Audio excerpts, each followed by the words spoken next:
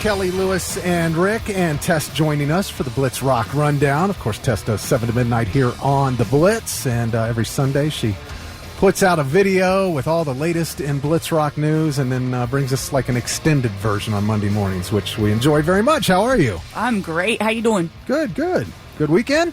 Good weekend. I have baby Octavia this morning. I can't wait to get home to her. Man, that kid, that would be my 13-month-old granddaughter, and she is a riot. She is absolutely a blast. She's so much fun. And her baby laughs are the cutest thing I've ever heard. And she's so ticklish, so it's so easy. Yep. So what do we got going on here? All right. Louder Than Life. Let's talk about that. Ooh. The lineup was just announced last week, and it's the 10th anniversary. Is it really? 10 years. Yeah, man. Headliners are Slipknot, Korn, Motley Crue, and a reunited Slayer. They said they were done after their show in L.A. in November of 2019. They're back just for a few shows. Yeah, I'm cool with it. They're not touring. It's like a couple of shows. Right. Fans are getting all upset. It's not that big of a deal. No. Then you got Disturbed, Breaking Benjamin, Stained, Anthrax, Seether, Five Finger Death Punch, Hailstorm. In this moment, the list just goes on. You can get the full lineup at theblitz.com and at louderthanlifefestival.com. It's happening September 26th through the 29th at the Highland Festival Grounds down in Louisville, Kentucky. Plenty of time to plan that road trip. And camping and RV packages are already sold out. Oh, really gone? Yep, but they're offering glamping packages this year. It's right outside the festival gates. There's a 2-person home base tent glamping package where you get a 5-night stay in the campgrounds closest to the entrance, and it comes with a bed, comes with bedding, pillows, towels, a table and chair. Just like a yurt situation? Heated yurt? They're heated, if you want them to be heated. There's lighting, power outlets, showers, 24-hour security, a concierge, and access to all the campground amenities. Yes, How please. How much? The first package for the 2-person will set you back $2,400. Okay, that's not for 5 terrible. nights. That's for 5 nights. For 5 nights, yep. Then the 4-person option is $2,700. And those are not sold out? They're not. Wow. They're these giant tents, and they look luxurious. If you go to louderthanlifefestival.com, you can see them. But you have to kind of search for it on their website when you look at like camping. Then under that, there's like a sub information section with those, and then there's photos of it and everything. That's probably what I would choose. Like, yeah. Even if the camping and RV section wasn't sold out, it looks awesome. I can see saying, we're not going to do a vacation this summer. We're going to do that. Yeah. And spend that's all a your vacation. vacation money on that. That's 5 nights. You Yeah, get it's a early vacation. access, too. You get early access to the festival. So you're first right there to get into the gates. So, Have you been to Louder Than Life? I did. I went 1 year. I still have not been down for there. 1 day, and it was to see Beartooth. Uh-huh. It was a muddy mess, but it was so much fun. What is the setup in comparison to like Sonic? It's next to an amusement park. Okay. So you have like essentially open fields, right? It's pretty much it, yeah. I mean, I've been you're a couple of miles away from the hotels, realistically. I mean, you're walking from the hotels to get in anywhere. There is a distance that's involved in it, but for the most part, it's a giant open space where they set up the stage and everything else, but there's an amusement park next to it that I believe is still open during Louder Than Life. You know, when I was there, I did not even notice an amusement park. I just remember open fields. I think it's Kentucky Kingdom is the name of it, but I believe it is open or partially open or something during it. So, Or you were high when you went. yeah, that could be. Because I don't remember any amusement park rides. There, you walk through the amusement park. It's Okay. literally right next to it. Wait, Kentucky what? Kentucky Kingdom. Let me see if I'm correct on the name. I believe you. I just didn't see it. But it is kind of set up like Sonic Temple. It's just a big field, and it's got like all those, you can go up and get island noodles or... It's Kentucky Kingdom in Hurricane Bay, and it's right next to where the Louder Than Life takes place. Well, that'd be fun. Then get one of Now, those... it is temporarily closed, but that could just be because it's out of season. Yeah, that So- makes sense. So then you spend a day there. Oh, wait, no. Amid corporate bankruptcy on February... Oh, no. No, this has been different because this was 2010. I was there 2 years ago. So it's still there. Oh, okay. So then you spend a day there, and then you spend a day at Louder Than Life. Yeah. Because it says, I mean, you can go anywhere if you buy one of those Camp. yurts. Yurts. All right, let's talk about Billy Corgan of the Smashing Pumpkins. You want to do that? Yeah, we can talk about Billy. He's getting into reality TV. He's the president of the National Wrestling Alliance. Oh, yeah, NWA. He's all into that. You know what's crazy? I hadn't heard about that till I did this story. I did not know. Oh, really? He's been a huge wrestling guy for years. Didn't know that. I've been living under a rock. Yeah, apparently. Kelly and I had him on back last spring, I want to say, and he talked about it then. Oh, yeah, that's right. Yeah. I'm not a big wrestling fan, so that might be why. But they just signed a deal with the CW for a brand new unscripted series about his life, family, role as the president of NWA, and his day job, which, of course, is Smashing Pumpkins. It's going to air later on this year, but no exact date yet. All right, let's talk about Linkin Park.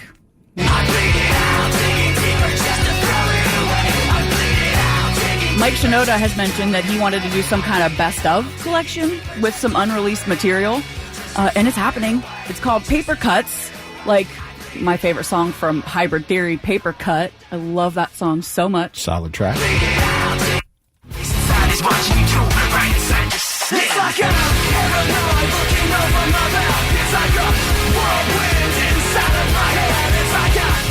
Okay, would it be wrong for them to find somebody and tour? Yes. It would? So, think but so. you can keep putting out music, and that's okay. But they're using unreleased tracks. Oh, okay, but you know how that goes, Yeah, right? I mean, They just pull old recordings, they clean them up, they put them to different music, and then to me, that's just a money grab. Maybe, but I've liked Lost a lot. Friendly Fire, I'm 50-50 on so far. I loved Lost. When Lost came out, I was like, man, that rocks. Let's play a little clip from Friendly Fire.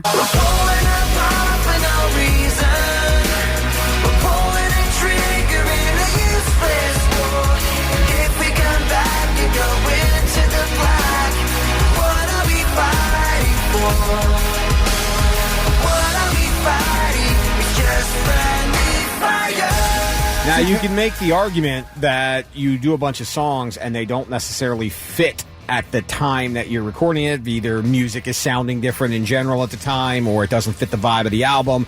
So you can make the argument that if you release that later, it's a better... I mean, Shinedown did it. But with, this many years? Atlas Falls. I mean, why didn't it ever come out before? That many years goes by. Because you had Chester still alive and you were making new music. It didn't need to come out before, essentially. Now you're going through the vault. I think most bands don't release a song because they didn't feel it was good enough. See, That was the case with this one. Then they got back into the studio to polish it off, and they were like, why didn't we put this out during One More Light? Yeah, you can make the argument, too, like, I mean, Stone Temple Pilots' Jeff Goot sounds a lot like Scott Weiland, a little bit different. I don't know. See, I think you're going to have a hard time replacing Chester. Yeah, would they get do STP, do they get as much of a draw now as they did then? No, not even close. They're the third tier band on a. If we're looking at Louder or Sonic, STP is somewhere in the middle of that lineup. They're not anywhere close to the headliner spot anymore because you're not getting the band. Yeah, I agree. It would be really difficult. I'd never seen Linkin Park live. It would be really difficult to see them without Chester. I've seen them a couple of times live, and they're fantastic. But I think there are certain people that you can't replace. I don't know that Soundgarden could tour with anybody not named Chris Cornell. Well, I didn't think Pantera could do it without Dimebag, but I thought they found the perfect guy to do it. I'm just saying, if they found the perfect guy, you're saying, I'm just curious, Blitz Nation, what do you guys think? 99-700. If they found the right guy, and maybe you can even make suggestions of who that would be, would you like to see Linkin Park? I would. Just because I never got to see him. 99-700, text us. I mean, I guess the downside to, or the upside or downside, call it what you want, to STP, Jeff Goot, not exactly a household name. No, but he sounds He sounds great. I'm not taking anything away from him. If you replace Chester with, let's say, Miles Kennedy, for lack of a better name coming to mind. That would be bad. But that's not the voice. But that's not going to work. That's not the voice. I don't think that works. I mean, I think Eminem would be closer than Miles Kennedy. I know, you'd have to give me a minute to think about it. You almost have to find an unknown. Maybe. Well, yeah, I don't know. Paper Cuts, the collection of singles, it's from their most popular singles from 2000 to 2023, and it drops on April 12th. And Ronnie Hunter posted the music video of the new Friendly Fire track and the full track listing at theblitz.com. Oh, and you remember when they did that collab with Jay-Z, the Numb Encore? Oh, it's Collision Course. It's one of my favorite It's records. so good. That one's on the Paper Cuts collection. Crack the can open again. Who you gonna find open ahead with no pen? Just draw inspiration. Who you gonna see? You can't replace him. With cheap The version on this of 99 Problems sent to Points of Authority is phenomenal. They're all so good. Charlene says, what about Draven, Chester's son? Maybe. But then you run the risk of, hey, look at all these dudes. Look at this young dude touring with his grandparents. I mean, because of the age. You know what I mean? But he has music out, and it sounds just like Chester. I don't know why, but Eminem popped into my head, and I can't get rid of it. I'm trying to picture them with Eminem in Chester's spot. Jared, Well, you got to do a mashup. Pull the vocals. Yeah. Jared said, Queen isn't Queen without Freddie. It feels wrong. But other people love it. There are people who love Adam Lambert with Queen. That biography or documentary on Adam Lambert is a pretty good watch. Sean says, no, period. Just like Alice in Chains, just stop. Okay. All right. Just curious. Maybe I'm just selfish because I never saw him before, and I really wanted to. I'm with you on that one. I don't know. I don't know if I could choose anyone. Patrick said he agrees it would be tough. The best band that ever did it was AC/DC, which all right, I'll give you that one. When Bon Scott passed, you know. Lee said they should just do the hologram of Chester. Nah, I'm not for that. It's so morbid. Shadow says, I think you got to give the front man a silver side up and try. Well, he's right here in our studio. I mean, those are some big shoes to fill. Somebody said there's a kid on TikTok sounds just like Chester. You see, I think if you do try to do it, you do it with someone no one's ever heard of. That just sounds like it. But again, I would be anti. I would rather see Mike Shinoda just team up with other people. I'm shocked still that the Foos are still touring without Taylor Hawkins, because I thought if they would have called it quits, I would have been sad, but I would have understood, because you've won Grammys, you've sold out every arena there is to sell out. As a band, you don't have anything else to do, which tells me you either love the money or the game or both to keep going. I think Dave Grohl just loves to perform, and he loves to bring whatever he can to the fans. See, I saw Foos going away and Dave just doing projects with various people, and that obviously didn't happen. I was clearly wrong. I don't know. We'll see. I don't like it without Chester. I understand. I get it. Steve said the remaining members of Linkin Park are doing everything they can to squeeze every last cent out of Chester Bennington. That's how I felt. You might not be wrong. That's exactly how I felt. All right, well, that's all I got. I'm Tess. That was your Blitz Rock Rundown. All right, we'll do it again next Monday.